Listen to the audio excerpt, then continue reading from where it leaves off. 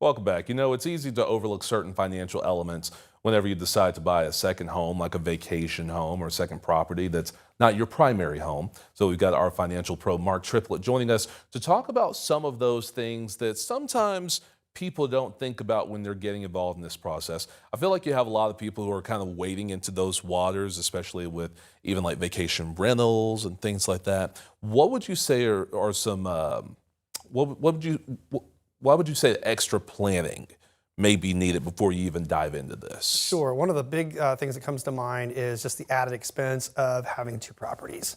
Whether it's a vacation home or maybe you're having a property where you're like a snowbird. A lot of our clients want to get out of the winter weather. Yeah. And whether they're renting or owning in another state, there's some complexities there. But on the short-term rental side, if you are in that market and you're thinking about starting a short-term rental where maybe you and your family use it on occasion, but then you're also renting it out to other families to enjoy, there's some complexities there too. A lot of it is surrounding residency rules, taxes, insurance coverages. All of those things could add layers of complexity, and overlooking them could potentially cause problems. And it makes me think about this. I know, like, when I've moved states in a year, I'm more inclined to maybe use a tax professional rather than doing the whole TurboTax thing. What would you say for someone who they're having to pay these taxes on? Let's say if they live here in Iowa, but they decide to go to Florida, around this time of year because it's so cold,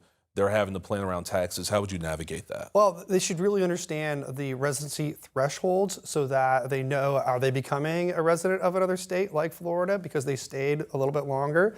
And now it could impact their income taxes, even where their estate planning documents are executed. So I think that's important. And I'm not an expert in particularly in Florida or in other states. Anything I can Google search like that, we do that, or we turn it over to a legal expert that can help navigate those. But it is important to understand, if you're going to be living in a property for a good portion of the year, 4 months, 5 months, 6 months, you might cross that threshold where you become a resident of that other state, and you could be liable for income taxes then potentially in that state. So it's important to understand those rules too.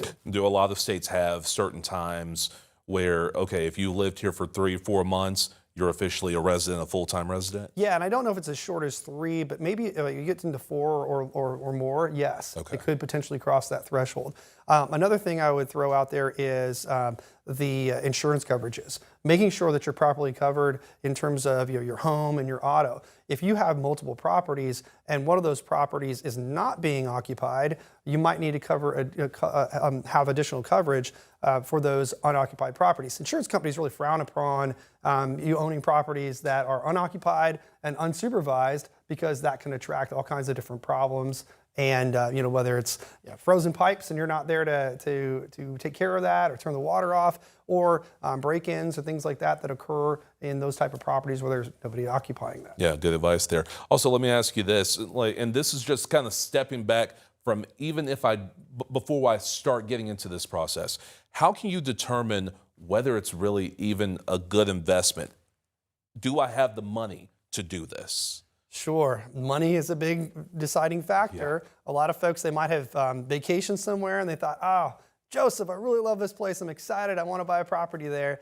And then they start looking for properties and they find out that maybe there's a property that's in their price range, or they think so, but they forgot to take into account all the other expenses like HOA fees, the insurance cost, utilities for that area, all of these other expenses that can add up. And maybe it's better just to maybe rent those vacation properties and try different places before you really settle on making that leap. But once you are committed to that, make sure that you itemize everything. You have a really good budget, not only for your own living expenses back here in Iowa, but this new property, and make sure that you can cover it with the cash flow. And if you are going to rent it out, you have to account for expenses like changeover fees when you have cleaning people coming in and out, stuff like that. So there's a lot of added expenses there too. Yes, very good advice. There's so much more we could ask, but we're out of time. But Mark, appreciate you as always. Thanks for having me. You bet.